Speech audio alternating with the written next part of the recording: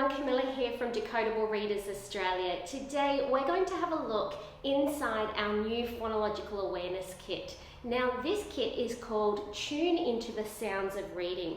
Inside our kit we have 230 activity cards based around the skills of phonological awareness. Now this kit is heavily weighted in the area of phonemic awareness, that crucial skill that is the prerequisite of reading.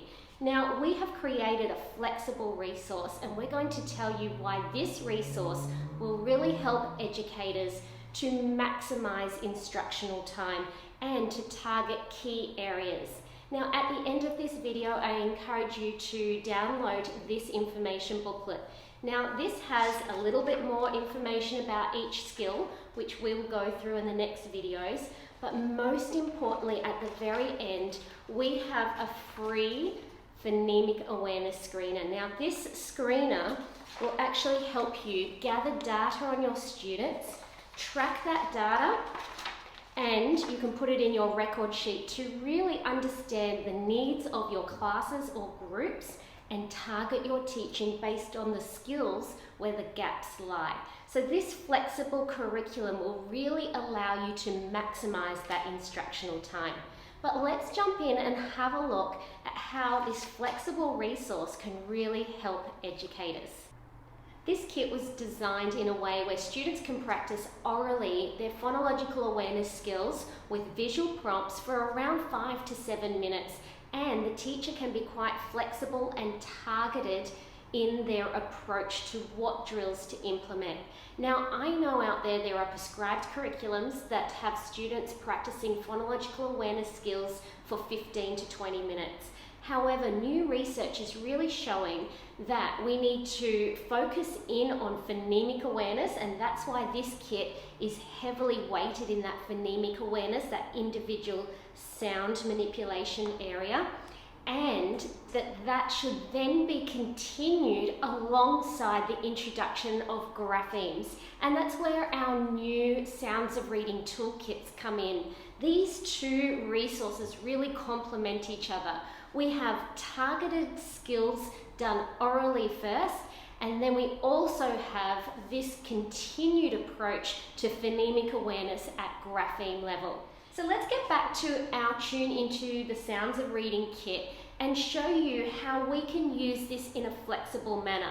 So gone are the days where you have a set curriculum for 20 minutes.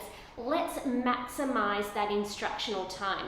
So you know that download that I asked you to take, that's our Phonemic Awareness screener.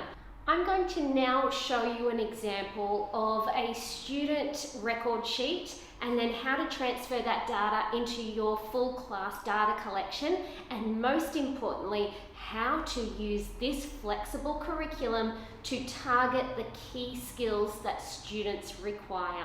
Let's jump in and have a look.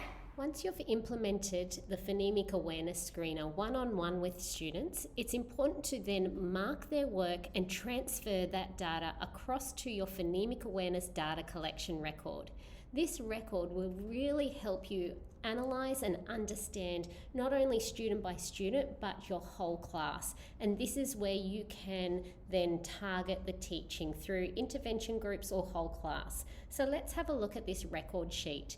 Firstly, across the top are the phonemic awareness skills, and they have been broken down into their individual levels that match our Tune into the Sounds of Reading kit.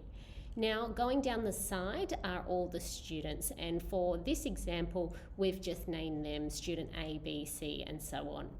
Now, when we have marked it, I have used a tick. A tick represents that the student got 3 out of 3 in each skill. I have represented errors as a dot. If a student hasn't got 3 out of 3, I have placed a dot, and I like to highlight where those dots are because it can really help you see at first glance where the gaps in their learning are. If we have a look here in our first skill, this is the phoneme isolation skill, we can see there's 6 students that really haven't got this skill and require further intervention or further practice and maybe a little bit more explicit teaching. That's when we can grab the kit and go straight to the phoneme isolation, pull out those 6 kids and do a little bit more, especially on end sounds and middle sounds.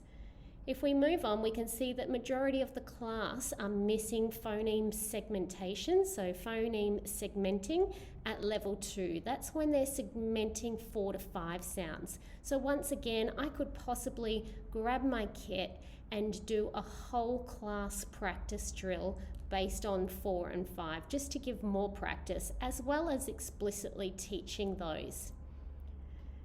Now, if we have a look over here, it looks like from this class data, phoneme substitution, that's that manipulation of individual sounds, first sounds, end sounds, and middle sounds.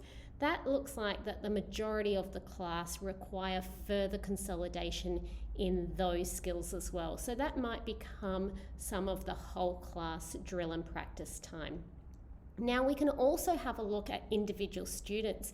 If we have an extra set of hands like a parent, a teacher aide, or any helpers in the classroom, we can pull out a student one-on-one and just focus on where those gaps are and use our Tune Into Sounds kit according to the skills that those students need further practice with. You can now see how such a flexible resource can be used to target individual skills. This resource can be used as a whole class, a small targeted group, or even one-on-one. So it's a great resource for every classroom. Now, before I go, I wanted to share with you some of the research reports that I've been reading that have really impacted the design of this flexible resource. Now, one of the ones that really impacted us is the work or the research report done by Susan Brady. Now, this is done in 2020, and it really looks at phonological awareness and the importance of phonemic awareness. Now, often there is the misunderstanding that those skills are the prerequisite to phonemic awareness, but some of the studies in this report really show that we can start at phoneme level and have that as our foundational skill. And that's why our screener really looks at phonemic awareness rather than all those skills in phonological awareness. But we'll go a little bit more in depth in that when we go to the next video. I'll make sure I'll put that link of the research report into this post. This research report also is another great resource that validates that notion that oral phonemic awareness is just one small component, but we get more value when we transfer that at grapheme level. And that's why our 2 resources hand in hand are so important. So join me next week as we go through the different skills, unpack the levels of each skill, and what is crucial for your students.